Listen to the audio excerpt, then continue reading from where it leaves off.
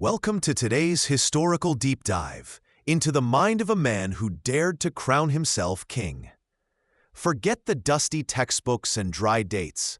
We're stepping inside history's most audacious moments, seeing through the eyes of the figures who shaped them. If you love immersive, real storytelling about ambition and downfall, hit like and subscribe. It helps us more than you know. Drop a comment with your favorite Napoleon quote or the moment that shocked you most. Let's begin and change the way you think about history. You stand in the vast, echoing silence of Notre Dame Cathedral, thick with the scent of incense and anticipation. It is December 2nd, 1804. The weight of history presses down, palpable in the chilled air. Before you, kneeling, awaits the Pope, a symbol of ancient authority, invited here to bless a new kind of power. But your gaze is fixed not on him, but on the object resting on a velvet cushion, the imperial crown of France. It is a gaudy, heavy thing, laden with diamonds, a stark contrast to the simple general's uniform you sometimes still favor. This moment is the culmination of 15 years of relentless ambition, improbable luck, and strategic genius.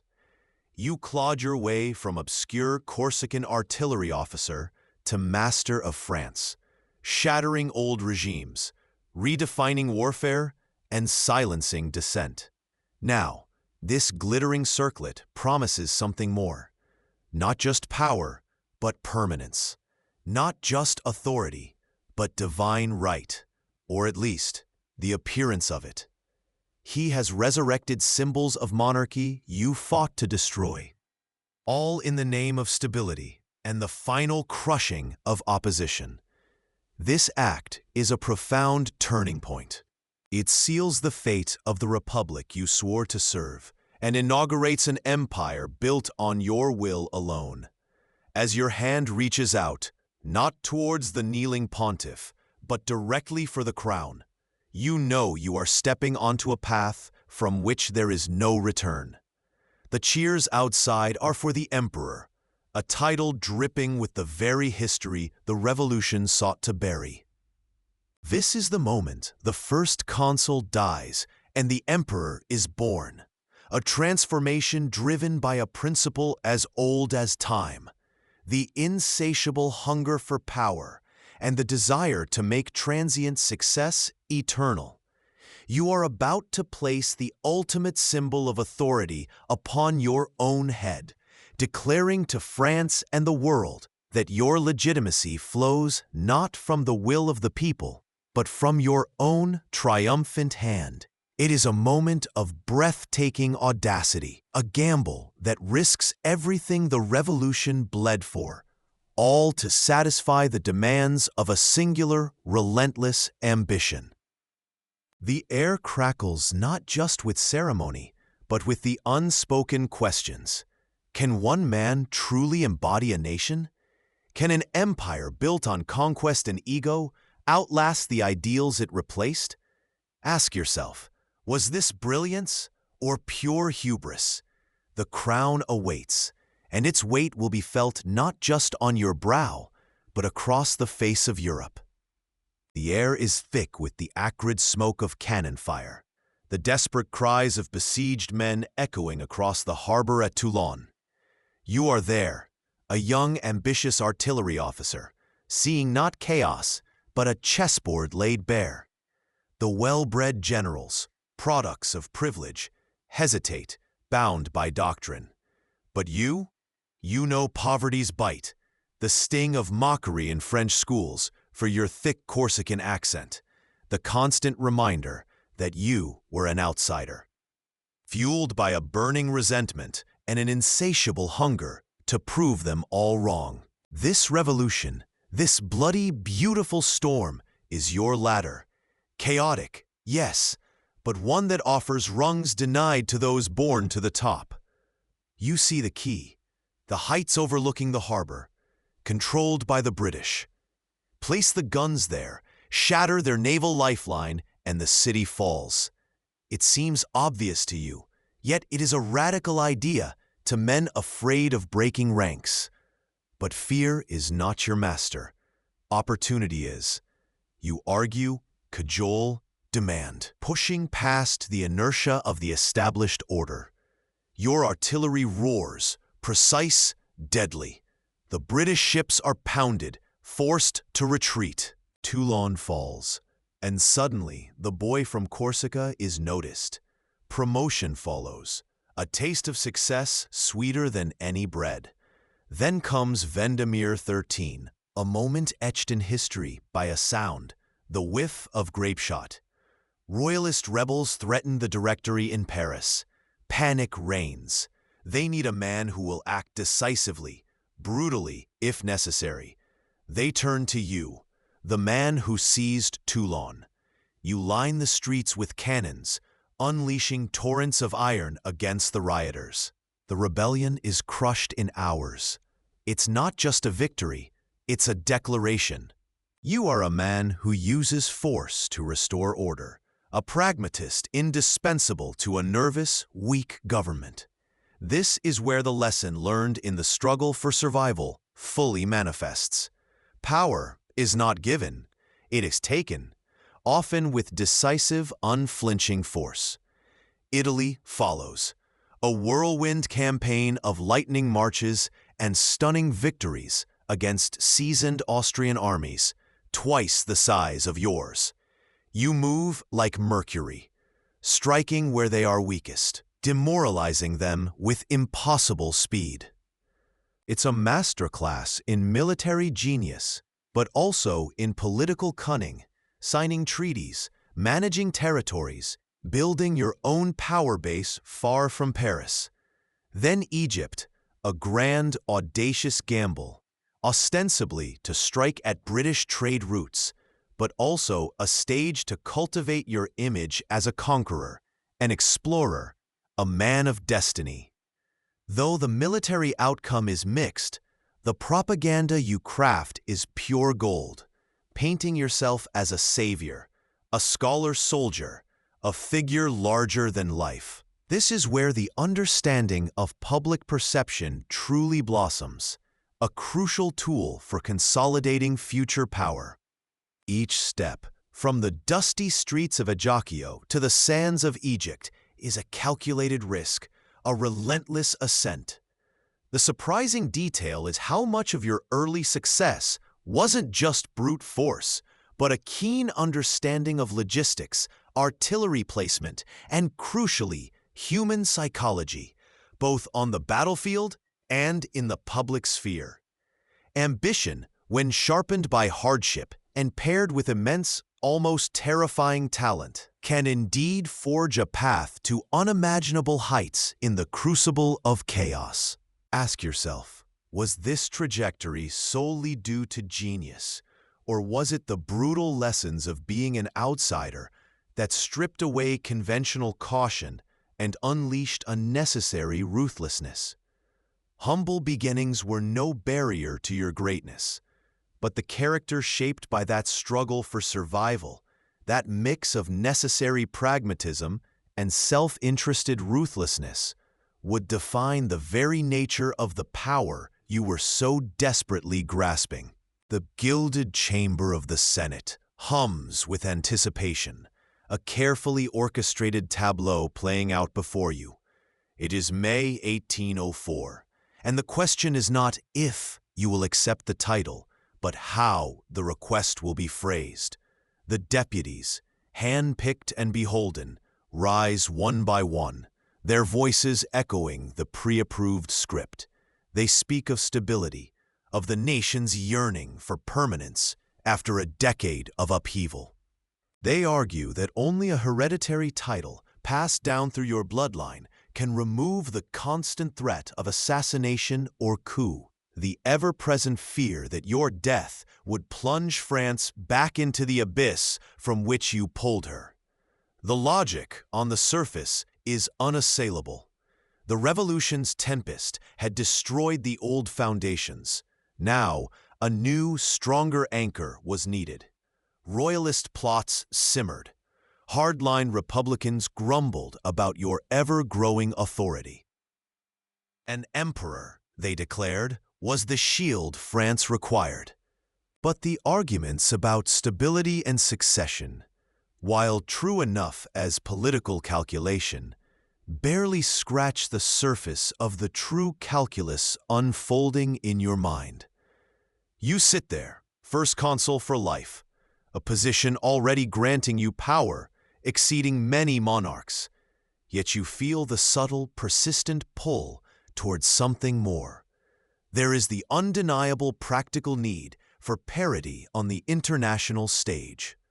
European courts, steeped in centuries of lineage and tradition, viewed a mere consul with a degree of disdain, a temporary anomaly elevated by chaos. Kings and emperors preferred to negotiate with their own kind, acknowledging power not just wielded, but titled. Elevating yourself was, in this sense, about demanding equal footing in the grand, anachronistic chess game of continent-spanning diplomacy. You weren't just a strongman. You needed to be seen as a peer. Yet beneath the layers of state necessity and international protocol lies the deepest, most potent logic of all, one that resonates in the very marrow of ambition. The title, Emperor. It speaks not of republican virtue or administrative efficiency, but of Rome, of Charlemagne, of a historical lineage that dwarfed mere kingship. It invoked an empire, a scale of power and influence that transcended the borders of France, hinting at a destiny intertwined with the fate of Europe itself. It was a psychological coronation as much as a political one, bestowing a legitimacy that no vote, however fixed, could independently grant. By stepping onto this ancient stage, you weren't just leading France, you were claiming a place among the titans of history, wrapping your ambition in the august mantle of empire. The Senate's request wasn't just an offer, it was a performance, a public ratification of an ascent that felt, to you, both inevitable and historically ordained. Ask yourself, was this transition a reluctant necessity for a fragile state, or the ultimate, perfectly timed move in a personal quest for power, cleverly disguised as the nation's salvation? Leaders, you understood intuitively, rarely achieve ultimate power by stating their naked desire for it. They achieve it by persuading others, and perhaps even themselves, that their rise is not just beneficial, but essential, the only logical solution to the pressing problems of the age. You had restored order, stabilized the economy, codified the laws. Now, you would provide permanence. The title was the capstone, the symbol that solidified your creation. You weren't just ruling France. You were embodying its future, a living link to a glorious past. December 2nd, 1804. Notre Dame Cathedral, Paris. The air hangs thick with incense, anticipation, and the cold grandeur of ancient stone. Sunlight, strained through stained glass, casts fractured jewels across the assembled dignitaries. Marshals stiff in their finery, politicians wary and watchful, a crowd hushed, expectant, and at the heart of it all, Pope Pius VII, brought reluctantly from Rome, his sacred robes a stark contrast to the glittering military uniforms and elaborate court dress surrounding him. He holds the heavy, bejeweled imperial crown, his hand outstretched, performing the ritual unchanged for 1,000 years. European monarchs received their legitimacy from God, channeled through his representative on earth, This was the established order, the bedrock of power. He waits. The moment stretches, suspended. It is here, under the gaze of centuries-old arches and the weight of historical expectation, that the script of power is to be violently rewritten. He, Napoleon Bonaparte, stands before the pontiff. The stage is set, the players in position. But you know this wasn't about tradition. It was about rupture. Every detail, from the specific design of the imperial robes to the carefully orchestrated seating plan, was a note in a symphony of self-assertion. The Pope's presence wasn't desired for his blessing, but for the historical weight his overriding would provide. He was the ultimate prop, the living symbol of the authority Napoleon was about to publicly supersede. Then, the moment. The Pope lifts the crown. But before he can place it, you move. With a decisive, fluid gesture, you take the crown from his hands. The air crackles. A collective gasp might ripple through the crowd, or perhaps a stunned silence. You turn, facing the assembled masses, not the altar. And then you lift the crown, a thing of gold and jewels forged in the fires of your ambition, and place it firmly upon your own head. It's a deliberate, defiant act. You are not crowned by divine right channeled through the church. You are crowned by your will, your conquest, your own two hands. Your legitimacy flows not from ancient lineage or heavenly decree, but from the power you have seized and held, the destiny you have forged, sword and scepter. This wasn't a spontaneous decision born of sudden ego. Historical accounts confirm it was planned, rehearsed. The Pope was informed beforehand of the departure from tradition. He acquiesced, perhaps seeing the futility of resistance, perhaps hoping his mere presence would still lend some sanctity to the proceedings. He would later perform the anointing, a more traditional part of the ceremony, but the critical act, the crowning, was yours alone.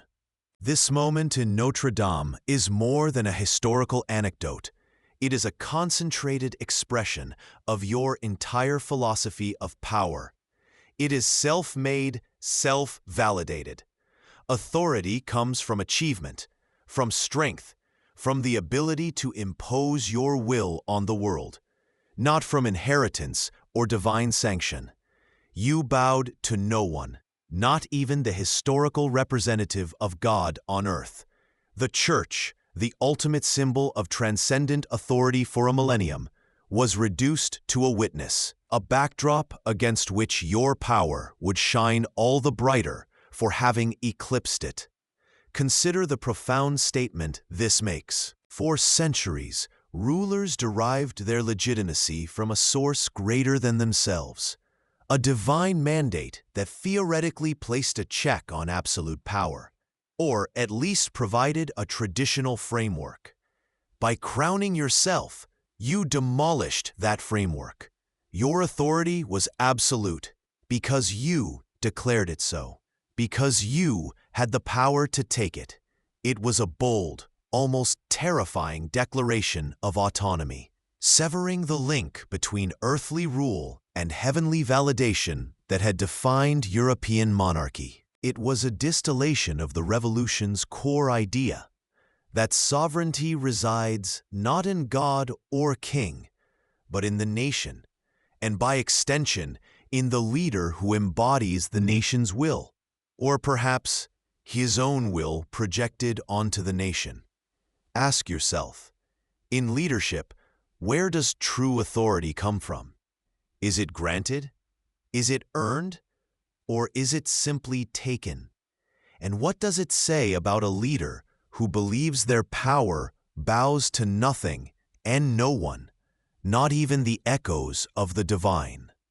The symbols leaders choose, the rituals they embrace or reject, reveal the deepest truths about their perception of power.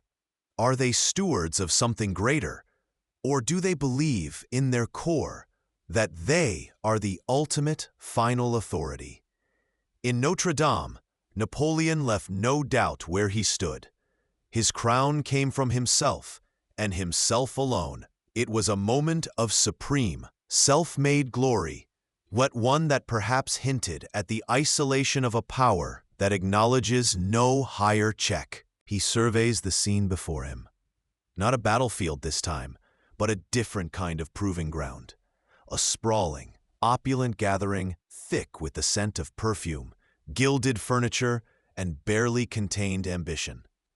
Brothers, sisters, siblings who once shared cramped quarters now jostle for position. Literal crowns resting uneasily on newly elevated heads. You decided your ambition wasn't enough. It needed roots, a lineage etched not just in history books, but in the very blood of Europe's future. Josephine, your empress, crowned alongside you, a symbol of the dynasty you were forging, even as your thoughts already drifted to the need for a different kind of heir. This wasn't sentimentality. Joseph sits uncomfortably on the throne of Naples, soon to be moved to Spain. Louis, perhaps the most reluctant, is King of Holland. Jerome, the youngest, reigns in Westphalia. Sisters like Elisa, Pauline, and Caroline married into European powerhouses, given principalities and duchies, each vying for greater status, more land, more recognition. It's less a family reunion, more a fractious board meeting of newly appointed executives, bickering over territory and status, their eyes constantly flickering towards you, the source of their sudden elevation. Your stern gaze sweeps across them. This was a calculated gamble, a strategic deployment of family as a human buffer zone, a network of loyalists surrounding the heart of your empire. You saw them as extensions of your will. Flesh and blood fortifications against the old monarchies. Yet, watching them squabble over precedents and challenge your directives, you see the fundamental, tragic irony.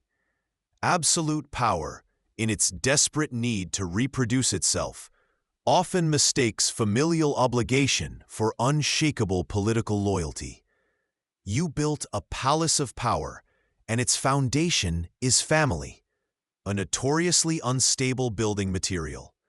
Here is the deeper insight, whispered beneath the grand pronouncements and gilded crowns. We often project our deepest desires for permanence, for unquestioning loyalty, onto those closest to us, blinding ourselves to their own ambitions, their own frailties.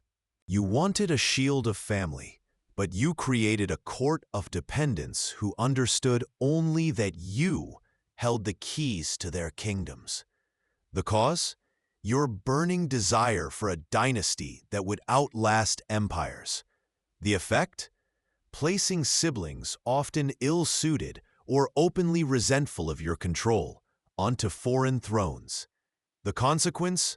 A breeding ground for dissent, a constant drain on your attention, a living testament that managing a vast, personal empire is infinitely harder when the managers are family. Ask yourself, when does the desire for legacy blind us to the reality of those we entrust with it? What would you do, standing there, seeing your own blood acting less like loyal subjects and more like petty potentates? Introduction. The air in Paris grows thick with plots. As the First Consul, you feel the pressure mount. The transition to empire is within reach, but the old world isn't ready to die quietly. Royalist schemers, like ghosts from the past, whisper treason, bankrolled by English guineas and fueled by Bourbon dreams.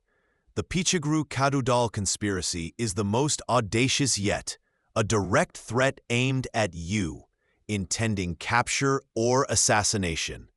Your ambition is a furnace, and these embers of rebellion must be stamped out completely, violently. Your response is not measured, but absolute. The hunt is swift, the arrests brutal. But you need more than just the plotters. You need to sever the root, or at least send a message so terrifying it chills the bones of every émigré and European court. Your gaze falls upon Louis-Antoine de Bourbon, Duc d'Enghien, a prince of the blood living quietly in neutral Baden. He is not directly involved in this specific plot. His connection is tenuous at best, a symbol more than a co-conspirator. Yet, his very existence is a potential rallying point. The order is given. Violate the sovereignty of Baden. Seize him. It's a breathtakingly bold, illegal move, a gauntlet thrown at international law. He is brought swiftly to the Château de Vincennes, subjected to a hasty, predetermined trial by military commission late at night. The verdict is a foregone conclusion. The scene is set not in a courtroom, but in the castle's moat, under the flickering light of lanterns, long before dawn. You aren't present, but your will is the steel in the soldiers' muskets. The young duke stands before the firing squad. The command is given. The shots ring out, echoing against the ancient stone walls. His body falls into the newly dug grave prepared moments before. Efficient, ruthless, final. This chilling act wasn't solely about the Pichegru-Cadoudal plot. It was a brutal political statement. It announced to the Bourbons, to the royalist network, and to the world, threaten the new order, threaten you, and the consequences will be swift, disproportionate, and absolute, regardless of legal niceties or even direct guilt. It was a move straight from Machiavelli, demonstrating the lengths you would go to secure your position. The security of an absolute ruler, you understand now more deeply than ever, often depends on demonstrating ruthless force, even against perceived threats, silencing dissent through terror. What would you have done standing on the precipice of an empire, feeling the daggers aimed at your back? Ask yourself, was this a necessary act of self-preservation in a cutthroat world, or a descent into tyranny? The takeaway is stark. Power, especially when newly consolidated like yours, is profoundly fragile. It often reacts to challenges with disproportionate violence, a hammer blow meant to shatter any potential resistance. In that cold moat at Vincennes, in the name of order and security, the principles of law and justice are buried alongside the Duke, eroding the very ideals the revolution had claimed to champion. The shadows deepen as you prepare to claim your throne, a throne now stained with the blood of a prince. The air vibrates with the synchronized stomp of 250,000 boots. You stand on the imperial reviewing stand, the wind whipping your cloak. Before you, the Grand Army unfolds like a living map of ambition. This isn't just a collection of soldiers, it is La Grande Army, the engine built to pull the weight of your empire across continents. This force, born from the fervor of revolutionary France, has been meticulously re-engineered. The old Republican idealism has been subtly, fundamentally reshaped.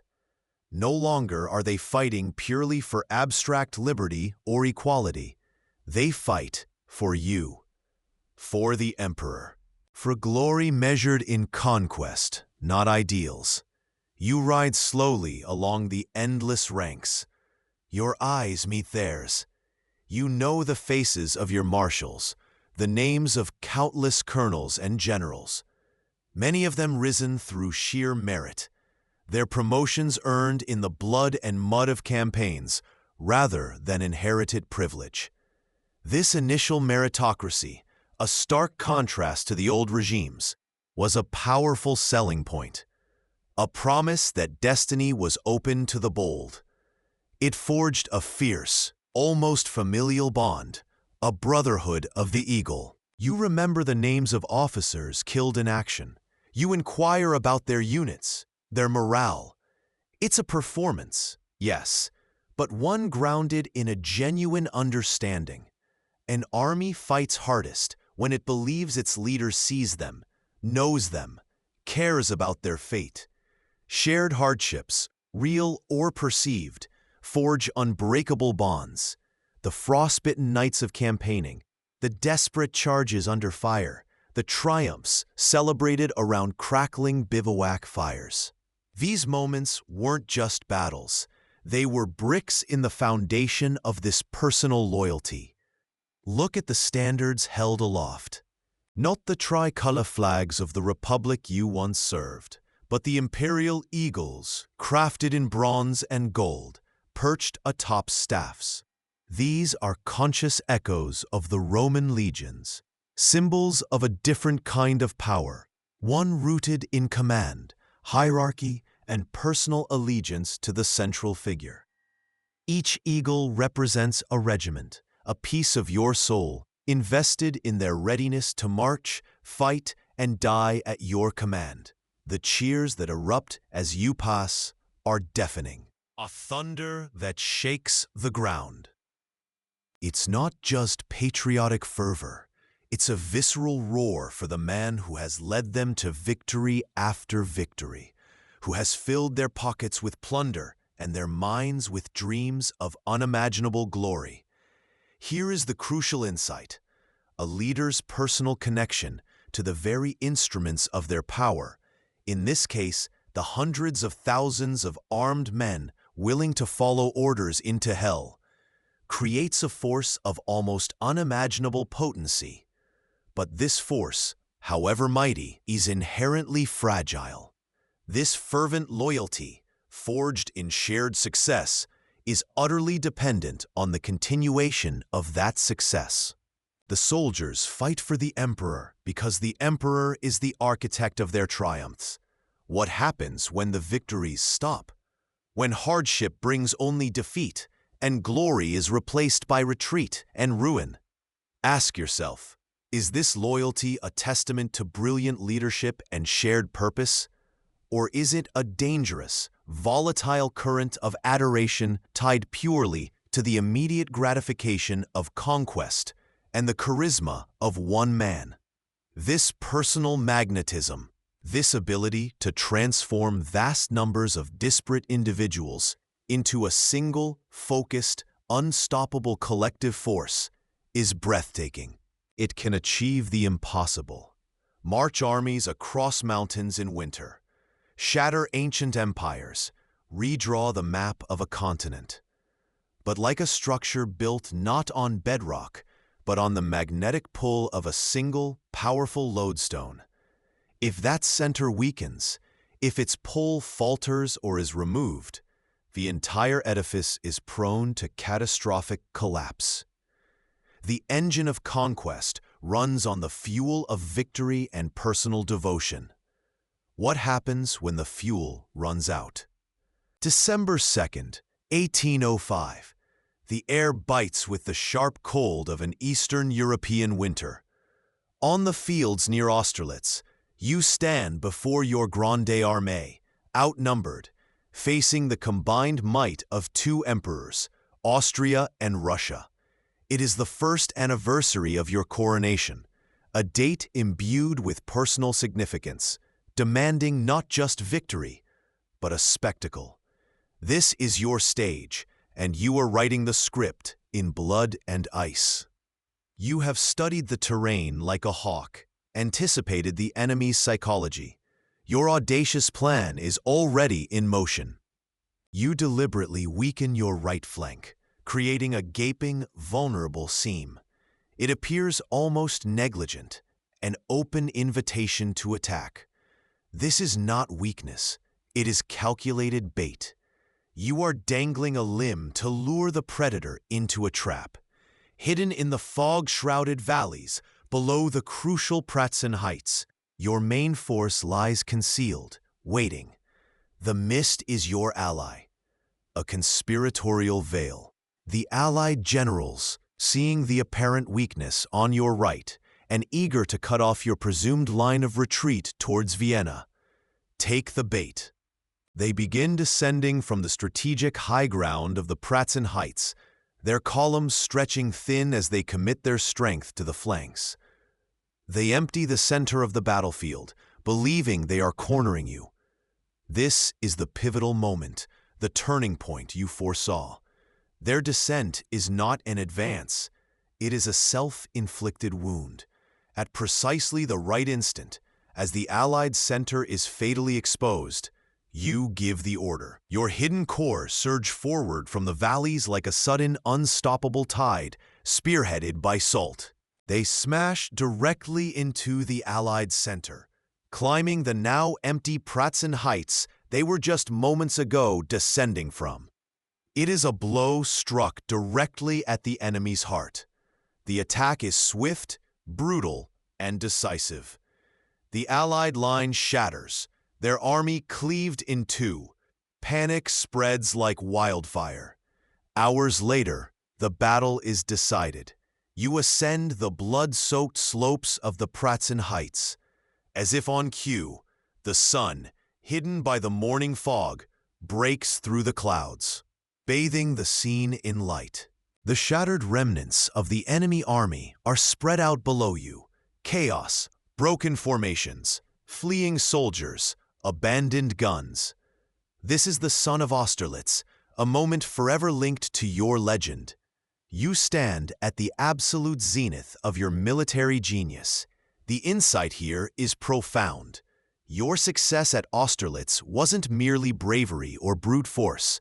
It was an unparalleled synthesis of tireless, meticulous planning, knowing the terrain, understanding your enemy's doctrine and likely moves, combined with an almost supernatural intuition.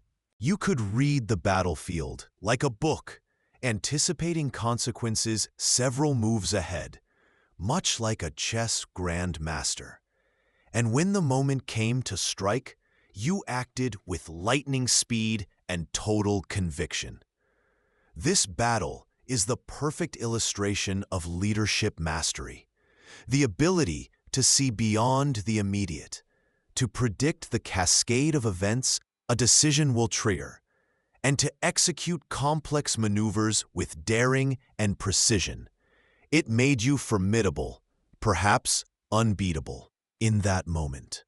But this same unparalleled success, this feeling of godlike command over fate, contained the seeds of future ruin.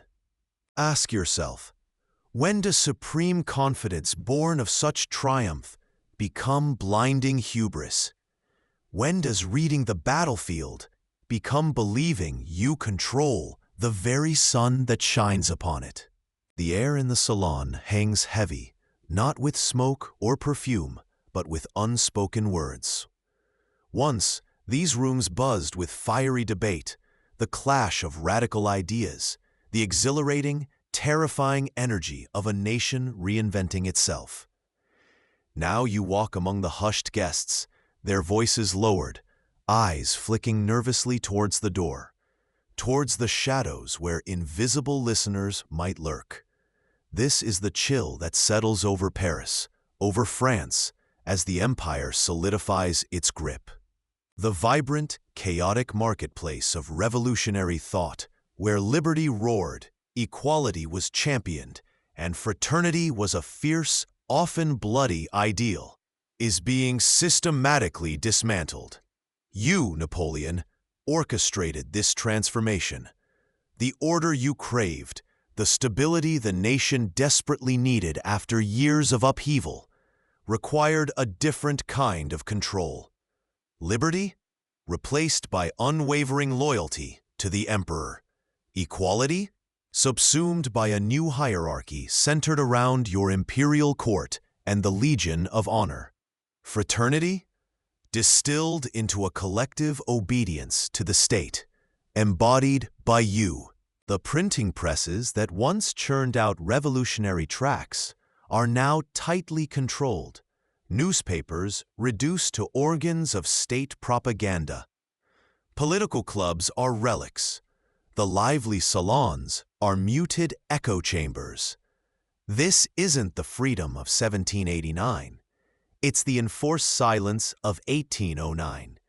The system is pervasive, a carefully woven web of police surveillance, orchestrated by men like Joseph Fouché, your Minister of Police, a man you simultaneously trusted and feared, a former revolutionary turned master spy for the empire.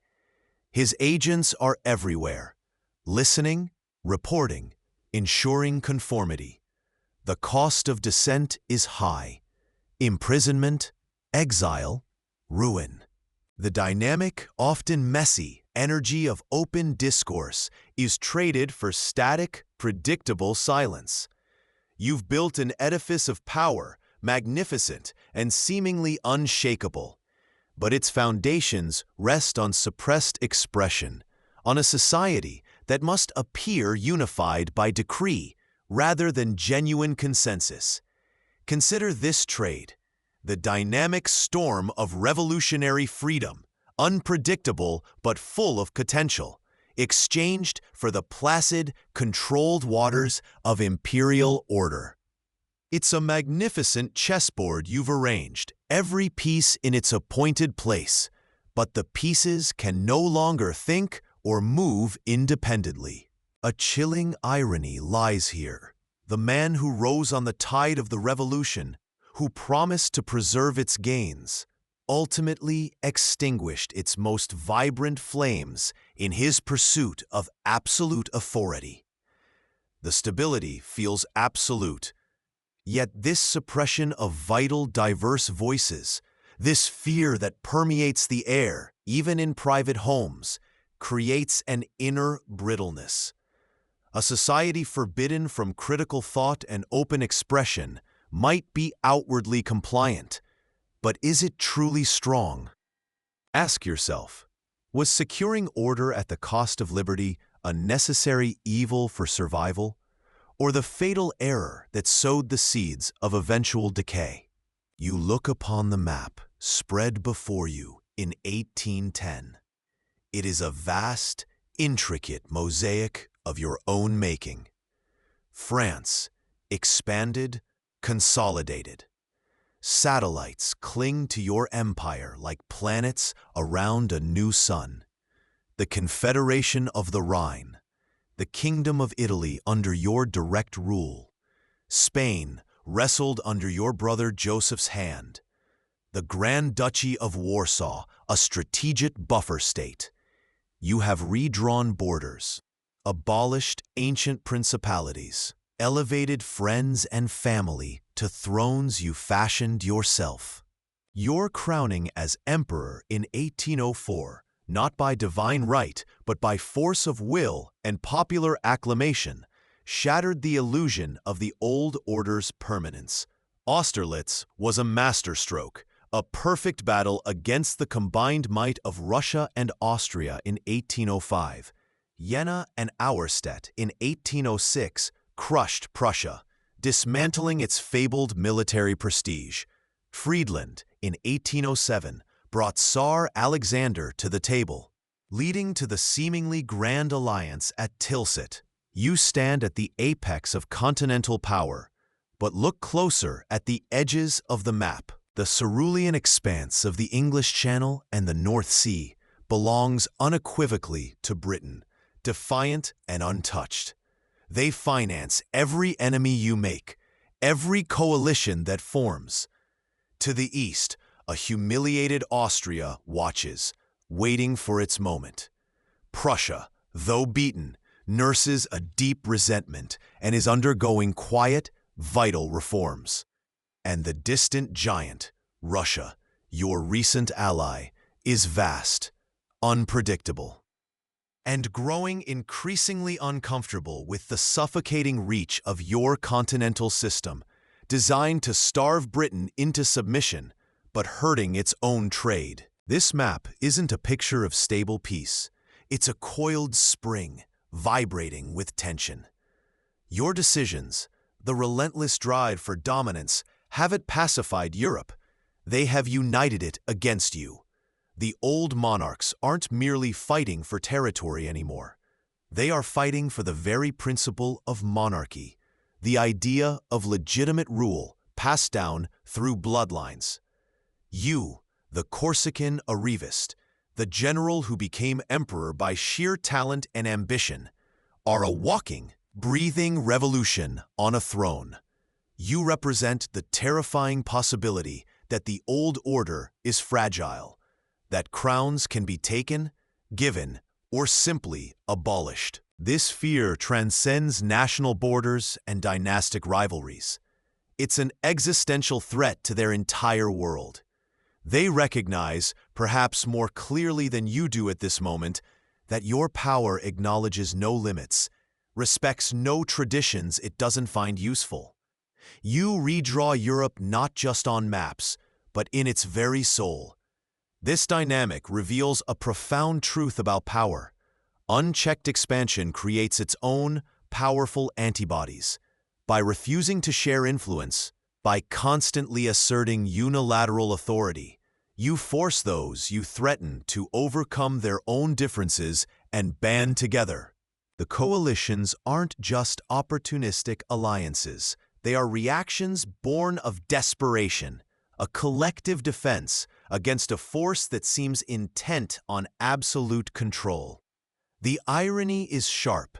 In your relentless pursuit of security through dominance, you guarantee perpetual conflict.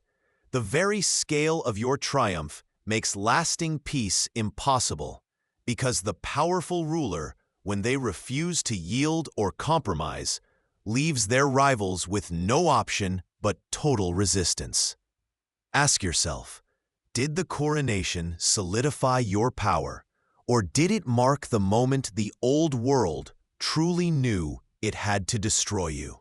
Was the constant expansion necessary for France's security, or was it a self-perpetuating cycle of ambition that guaranteed Europe would never rest until your power was broken? You stand surveying your empire, vast and seemingly unshakable, but the forces gathering on the horizon aren't just enemies of France. They are enemies of the principle you now embody, a single will determining the fate of millions across a continent. They hold their breath, waiting for their chance, unified by the scale of the threat you represent. The trap is closing, not because you are weak, but because you are too strong, too dominant to be tolerated by a world built on a different foundation. The naval disaster at Trafalgar echoes in your mind, a stark reminder that across the Channel, Britain remains untouchable by traditional military means. Her ships rule the waves, a constant, shimmering threat. So, you pivot. If you cannot invade her island fortress, you will lay siege to her economy, choking the lifeblood of her global trade. You conceive and impose the continental system, a decree echoing across your vast empire and coercing your allies. From Spain to Russia, to close their ports to British goods. It is an audacious, unprecedented act, an attempt at centralized economic control on a scale history has never witnessed, designed to force the stubborn island nation to its knees. Across Europe, once bustling ports now sit idle, their access to the global marketplace severed by your decree. Imagine the scene, a French harbor shrouded in morning mist, ships listlessly moored, their masts like bare trees in winter, forbidden from the rich trade routes that were once the pulse of maritime cities. Meanwhile, further down the coast, under the cloak of darkness, small boats silently unload bales of prohibited British textiles and crates of colonial sugar, goods the continent still craves. Smuggling becomes a vast, intricate shadow economy, a silent, persistent rebellion against your iron will. You aimed to build an economic prison for Britain, but you inadvertently constructed a cage for the continent, and for yourself. Continental economies, heavily reliant on British manufactured goods and colonial imports carried by British ships, begin to buckle. Merchants face ruin, consumers face shortages and inflated prices. Your allies, initially compliant out of fear or necessity, chafe under the burden. Resentment simmers and boils over into defiance. Portugal openly rebels. Russia finds the economic strain unbearable. The system designed to cripple Britain instead bleeds your own empire and sows the seeds of discontent that will erupt into future conflicts. Here lies a potent, ironic truth. Your attempt at absolute, inflexible control over a complex, organic system like international trade fundamentally ignores the natural flows of commerce, human needs, and local realities. The system doesn't break Britain. It bends reality until it snaps back, creating unforeseen negative consequences. The rampant smuggling, the economic pain, the political alienation. Ask yourself, was this strategic genius adapting to circumstances, or simply a grand, inflexible design, doomed to buckle under the weight of stubborn reality? The takeaway is clear. Grand blueprints imposed from above, whether economic or political, often shatter when they collide with the messy, unpredictable complexity of human behavior and local needs. Reality is a force you cannot simply decree away. The crack of musket fire shatters the quiet mountain air. A French patrol, winding its way through a narrow pass in the Spanish hills, is caught in a sudden, invisible storm of lead. Men stumble, horses rear, and the disciplined lines dissolve into chaos. There is no enemy rank to face, no standard to charge, only the rocks, the scrub, and the unseen figures melting away into the unforgiving terrain. This is the face of the war you didn't anticipate, the conflict you couldn't command. You looked south to Spain, seeing an opportunity. The Bourbon monarchy, weak and intertwined with your enemies, seemed ripe for replacement. Your brother Joseph, amiable enough, would sit on the Spanish throne, bringing the peninsula firmly into your orbit, extending the reach of the empire to the very edge of Europe. It seemed a simple calculation, a logical extension of your power. Remove a Bourbon, install a Bonaparte, secure an ally. How could a nation seemingly docile under its aging king resist your formidable will and the might of the Grand Army? You believed you could simply step into the vacuum, impose your order, and be met with grudging acceptance, perhaps even relief.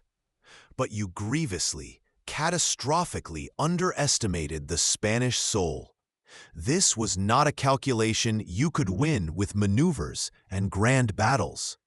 This was a population tied to its land, its traditions, its faith, its very identity. When you sent your legions across the Pyrenees, you didn't just challenge a dynasty, you attacked a nation's right to self-determination. And the response was not from an army drawn up on a field, but from every corner of society. Priests rallied villagers from pulpits, peasants hid weapons in barns, forgotten noblemen led ragtag bands in hit-and-run attacks. It was a spontaneous, ferocious uprising, a guerrilla war, a term the world would learn from this very struggle, meaning little war. This was a war without front lines, fought in villages, forests, and mountain passes like this ambush. It was brutal, savage, marked by atrocities on both sides. Your soldiers, accustomed to the relative formality of European warfare, found themselves facing an enemy that faded away after striking, that knew every trail and hiding place, that saw every Frenchman as an invader to be harassed, ambushed, and killed without mercy. They weren't fighting for strategic objectives. They were fighting for their homes, their churches, their very existence against the foreigner. This bleeding wound in the Iberian Peninsula became a constant, agonizing drain on your empire. You were forced to commit hundreds of thousands of your best, most seasoned troops, men who could have been conquering in the east or defending in the north, to this endless attritional conflict. Years bled by. Marshals you trusted faltered. Resources vanished into the endless campaign. It was a war you could never truly win, only perpetuate at immense cost, because the enemy was not an army to be defeated, but a people to be subdued, and they refused to be subdued. The tragic irony. You came to bring order and modernity, and you unleashed a primordial chaos. You expected submission and found an unyielding, popular resistance, fueled by a depth of national pride and religious fervor you failed to comprehend. This was a fatal flaw, born not just of misjudgment, but of arrogance. The belief that your logic, your power, your vision of Europe could simply override the deep-seated will of a people defending their own soil. Ask yourself, when you looked at Spain, did you see a nation or just a territory on a map? Did you see a people or just pieces in your grand game? The takeaway echoes through history, a harsh lesson carved in the Spanish Sierras. Brute military force, however overwhelming, cannot easily conquer a unified, determined popular will. It creates martyrs, fuels an insurgency, and can drain even the mightiest empire from within, turning a seemingly simple conquest into a festering wound that never heals. Spain became the quicksand that began to swallow the Grand Army, troop by costly troop, year after grinding year. The gilded halls of the Tuileries seemed to hold their breath. Outside, the empire you forged stands dominant. But within these walls, a different kind of battle is fought, not with cannons, but with bloodlines and legacy. For all the glory, the power, the revolutionary fire that burned the old world away, there is a gnawing absence, an heir. Empress Josephine, your beloved, the icon of your rise, cannot give you the sun needed to root the Bonaparte dynasty in the soil of Europe. This becomes a cruel political calculation, one that tears at the fabric of your personal life. You stand as the self-made emperor, the son of the revolution, yet you crave the acceptance of the very monarchs you've humbled. You desire legitimacy, not just from conquest, but from ancestry, from the hallowed, stale air of Europe's ancient courts.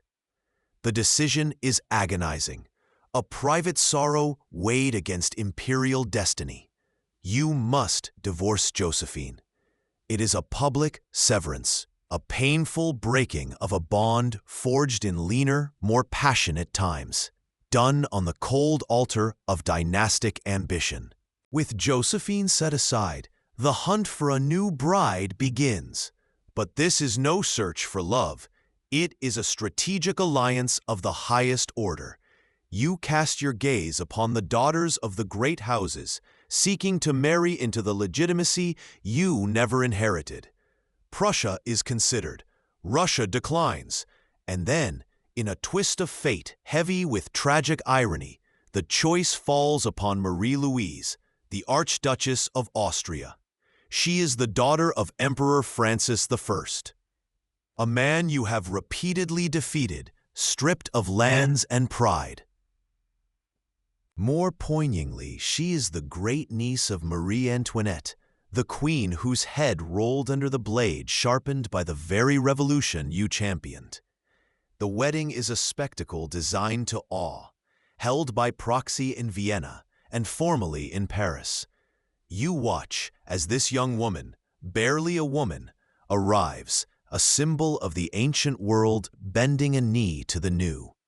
The ceremony itself is a bizarre tableau. The upstart revolutionary emperor, surrounded by marshals who were commoners like himself, marrying a princess whose lineage stretches back centuries, whose blood is the very definition of the ancien régime. There is opulence, jewels, and all the pomp the empire can muster. But beneath the surface, it is a transaction. A treaty sealed not with ink and wax, but with rings and vows exchanged between strangers brought together by political necessity. This union is meant to silence critics, to secure an heir, and perhaps most importantly, to pry Austria away from the perpetual coalitions against you. It is a grand chess move, played out on the human board. Here lies a profound insight, stark and unsettling. Even the man who shattered the old order, who built his empire on merit and force of will, yearns for validation from the very world he overthrew. You, Napoleon, the embodiment of the self-made man, seek to graft your vibrant, if violent, dynasty onto the decaying tree of European royalty. It's as if the revolutionary emperor couldn't quite believe in his own legitimacy until it was stamped with the approval of the past. Ask yourself, was this a moment of pragmatic statesmanship, recognizing the need for European acceptance? Or was it a deeper, perhaps unconscious insecurity, a desire to belong to the exclusive club you had gatecrashed? What does it mean when the revolutionary icon compromises his origins, trading authenticity for a place within an establishment he once scorned? This marriage, born of calculation, secures a temporary peace, and yes, an heir, but it also subtly shifts the ground beneath you, weaving your fate ever tighter with the old blood you both defied and desired. By 1812, the empire you forged stands immense, a colossus bestriding Europe, but hairline cracks spider across its facade. The continental system, designed to strangle Britain, instead chokes the life from your own allies, breeding resentment and open defiance. Spain remains a festering wound, a guerrilla war draining men and resources you can ill afford to lose. And now, Tsar Alexander I of Russia openly flouts your trade blockade. Trading with the very enemy you seek to isolate. This cannot stand. Russia must be brought back into line, swiftly, decisively. You decide upon the ultimate gamble, a preemptive strike on a scale unprecedented in history. The invasion of Russia. Gathering over 600,000 men from across your vast domain, French, German, Italian, Polish, Dutch, you assemble the Grande Armée, the most colossal military force ever seen on Earth. Your plan is audacious, simple. Force a rapid, decisive battle, shatter the Russian armies, and dictate terms to the Tsar before the brutal Russian winter sets in. You see it as a swift, surgical strike, not a protracted campaign. You believe the sheer weight of your force, the terror of your name, will compel a quick capitulation. But the Russians do not offer the battle you crave. Led by Mikhail Kutuzov, they adopt a strategy that becomes your undoing. Constant retreat, drawing your immense army deeper and deeper into the heart of their vast, empty, inhospitable land. As they fall back, they burn everything: crops, villages, supplies, leaving a scorched wasteland in their wake. Your meticulously planned logistics, already stretched over impossible distances, collapse under the weight of this deliberate emptiness. Supplies dwindle, discipline frays, the sheer scale of Russia swallows brigades whole. It is less a war against an army and more a war against space and time. Months later, after the bloody, indecisive Battle of Borodino, a Pyrrhic victory where you break the Russian line but fail to shatter their will, you finally reach your objective, Moscow. You expect to find a city ready to surrender, a prize that will bring the Tsar to his knees.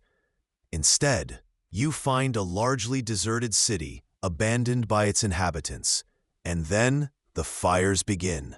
Deliberate, relentless, engulfing the ancient capital in an inferno that rages for days. The very symbol of Russia's heart burns, not in defeat, but in defiance. You stand now in the Kremlin, gazing out at the apocalyptic spectacle of Moscow consumed by flames. The air is thick with smoke and the bitter smell of ash. This is not the triumphant entry you envisioned. This is not a capital begging for terms, but a funeral pyre. The decisive victory remains elusive, dissolving into smoke and ruin. The city you sought to conquer offers only a hollow, burning shell. This moment is the chilling manifestation of hubris. Past glories, repeated victories, had blinded you to fundamental realities. You ignored the warnings of advisors, the sheer logistical nightmare of campaigning deep in Russia. You underestimated the enemy's resolve, their willingness to sacrifice their most sacred sites rather than yield. You gambled everything, your army, your empire's stability, on a single, oversized plan built on the assumption of your own invincibility and the enemy's predictable capitulation. Ask yourself, when does confidence cross the line into blind arrogance? When does a leader become so fixated on a grand vision that they ignore the tangible world of supply lines, weather, and human resilience? The tragic irony hangs heavy in the smoke-filled air. You conquered the distance, you reached the goal, but the goal itself was worthless, burned away by the very enemy you sought to dominate. This expedition, launched from a position of unparalleled power, reveals the limits of that power. Ignoring warnings, pursuing unattainable goals, and failing to understand the profound, irreversible risks involved in such grand decisions leads, inevitably, not to triumph, but to disaster. The flames of Moscow are not just destroying a city, they are incinerating the foundations of your seemingly unbreakable power. The air bites with a cold unlike any you have ever felt, a raw, bone-deep ache that signifies not just winter, but death.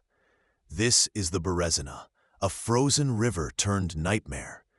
Before you lies not the Grand Army, but a spectral procession of ghosts, gaunt, frost-bitten figures wrapped in rags and frozen hides, their eyes vacant with terror and hunger. The once gleaming columns of La Grande Armée have dissolved into a ragged horde. Survival, the only anthem sung on these windswept plains. Every step is a battle against the treacherous ice underfoot, against the biting wind that feels like physical blows, against the gnawing emptiness in their bellies. And always on the periphery, the Cossacks dart and strike like wolves, picking off the weak, the stragglers, adding another layer of horror to the elemental war. You stand on the bank, watching engineers labor heroically in the frigid water, building makeshift bridges under constant artillery fire. The scene is apocalyptic. Broken wagons litter the icy banks, their contents scavenged long ago. Corpses lie frozen where they fell, stark statues to the brutal efficiency of the Russian winter. Men, women, the vivandières, and even children huddle together or stumble blindly, driven mad by suffering. When a bridge is ready, the rush becomes a stampede, not of soldiers marching, but of desperate souls fighting, shoving, trampling each other for a chance at salvation on the other side. Discipline, that cornerstone of your power, has vanished like mist in the sun. It is every man for himself, a horrifying tableau of humanity reduced to its most primal instincts. The sound is a symphony of despair, the crack of ice, the roar of cannons, the screams of the dying, the hollow coughs of those consumed by lung rot. Here, at the Berezina, the true cost of grand ambition is laid bare.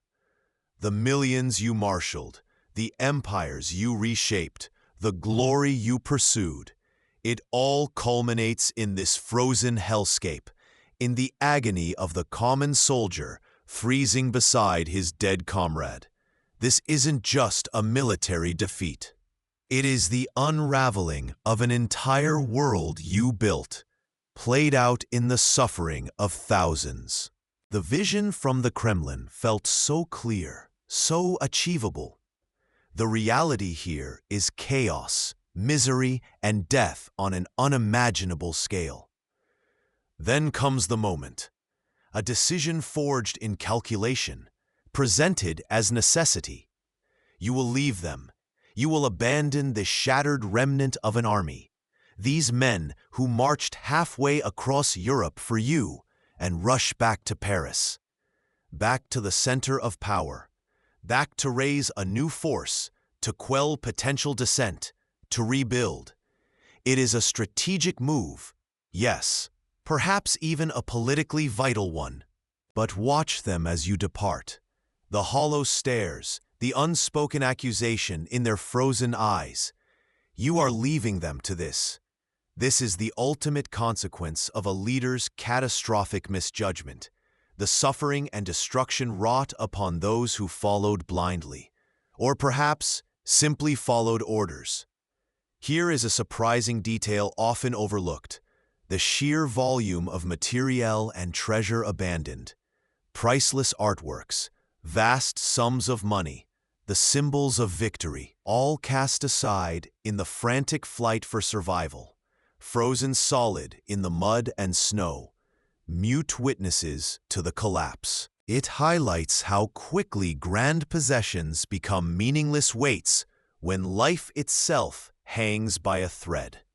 Ask yourself, is power truly a responsibility or merely a tool?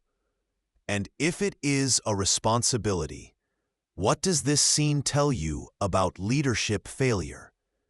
The takeaway is stark, etched in the ice of the Berezina.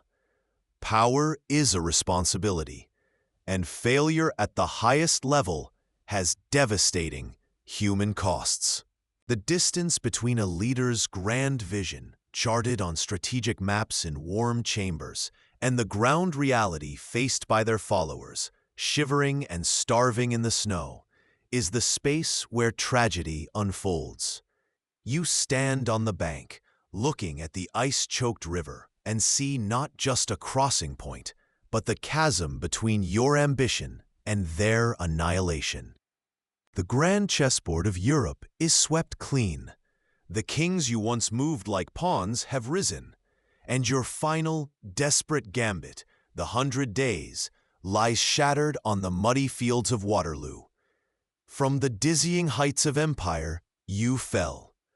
Not just once after the frostbitten retreat from Moscow and the crushing defeat at Leipzig, forcing that bitter first abdication and the gilded cage of Elba.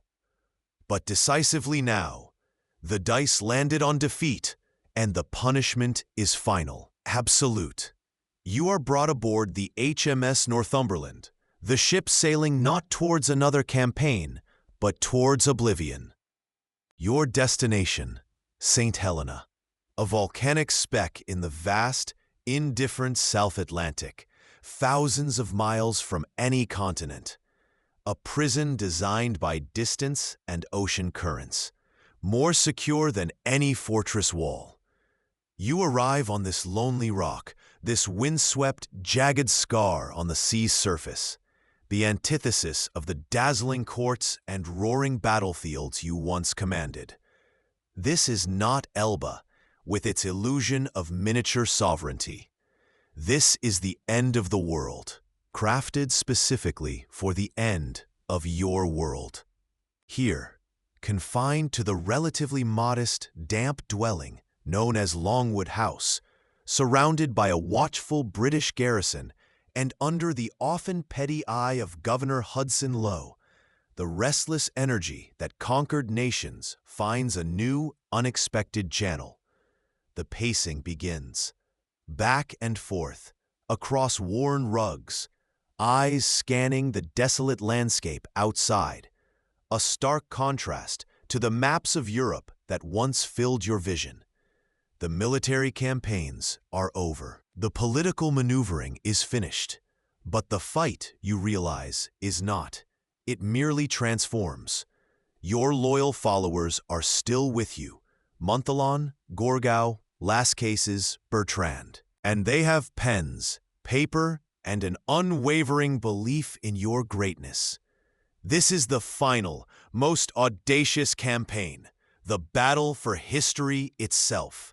You begin to dictate, hour after hour, day after day, a torrent of words pours forth. Memories, justifications, interpretations, outright reframing. The quill becomes your last weapon, the blank page your final battlefield. You meticulously craft the narrative. The tyrannical conqueror, the ambitious autocrat who crowned himself emperor, that man vanishes from these dictated pages. In his place emerges Napoleon, the true son of the French Revolution, forced by circumstances to defend its gains against a league of reactionary monarchs clinging to the old ways. You are portrayed as a champion of liberty, bringing modern code and rational administration to benighted lands, opposed only by the perfidious English, whose relentless hostility and endless gold ultimately brought you down. You are not a defeated emperor, but a martyred Prometheus, chained to this rock for daring to bring the fire of progress to humanity. There's a certain dark humor in the man who overthrew a republic to seize an empire, now presenting himself as liberty's ultimate defender, isn't there? Or perhaps tragic irony, depending on your view. This frantic, disciplined act of self-narration reveals a fundamental truth about power and legacy. Even stripped of armies, crowns, and territory, the drive to control one's story, to shape how posterity will remember you, remains a potent, perhaps the most enduring, form of ambition. You are not just recounting events, you are meticulously chiseling your image into the stone of history, attempting to perform posthumous conquest. The sheer volume of material dictated, volumes upon volumes filled by weary hands, testifies to the intensity of this final effort. It wasn't enough to have lived greatly. You needed to ensure the world understood your greatness, on your own terms. Consider this. Is history simply what happened, or is it the story we tell about what happened? And if the most powerful figures dedicate their final years, even in absolute defeat, to manipulating that narrative, how much of what we think we know is merely the victors', or in this unique case, the defeated's, chosen fiction? What would your final campaign be if all temporal power was stripped away, leaving only the memory you leave behind? Legacy is not just a matter of undeniable facts, many of which contradict the narrative you so carefully constructed on St. Helena. Legacy is a matter of narrative, and in your final years on that remote, windswept rock, you fought for that narrative, seeking a different kind of immortality through the stories you dictated, shaping the very lens through which generations would attempt to understand the storm that was your life. You have walked with the Emperor, felt the chill of Notre Dame, stood on the sun-kissed heights of Austerlitz, and shivered in the snows of Russia. Your journey alongside Napoleon, from the self-coronation in 1804 to the whispers on St. Helena, reveals a principle as potent today as it was 2 centuries ago: the intoxicating, dangerous nature of unchecked ambition. Napoleon showed how extraordinary talent, ruthless will, and seizing the moment can elevate a person to godlike power. He remade maps, shattered old orders, and proved that leadership can inspire millions to achieve the impossible. But the coronation was the symbolic turning point where ambition began to consume itself. By placing the crown on his own head, he declared himself the source of authority, isolating himself from counsel, elevating his ego above the very nation he led. It was a magnificent assertion of will, and perhaps a tragic premonition. The pursuit of legitimacy morphed into the demand for absolute control, the defense of France into relentless expansion, the desire for stability into the suppression of dissent. His inability to stop, to consolidate, to recognize limits, the fatal flaw encoded in the act of self-coronation, a belief in his own unique indispensability, led him down a path of perpetual conflict, exhausting his nation, uniting Europe against him, and ultimately leading to his catastrophic fall. The lesson echoes through time. Power is a tool, not an identity. Ambition is an engine, not a destination. When the desire to be great overtakes the wisdom of greatness, when ego silences self-awareness, the structure built with such effort becomes a gilded cage, a prison of one's own making. What if history found such figures again? Leaders, charismatic and capable, convinced of their own unique destiny, rising through chaos, consolidating power, silencing critics, believing their will can reshape reality and history itself. The temptation of absolute authority, the belief in one's own infallibility, the pursuit of glory over wisdom. These are not relics of the past. They are timeless human drives, waiting for the right circumstances to manifest. Napoleon's story is a mirror held up to any age that grapples with leadership, power, and the consequences of relentless self-belief. Look closely. The reflections might surprise you.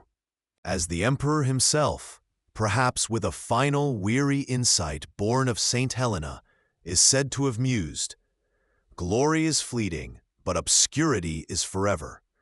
Yet even in his pursuit of eternal glory, he built an empire of ambition that, in the end, ensured not just glory, but a tragic, enduring lesson about the limits of human will against the stubborn resistance of the world and the self. In the end, it wasn't the battlefield that defeated him. It was believing he couldn't lose.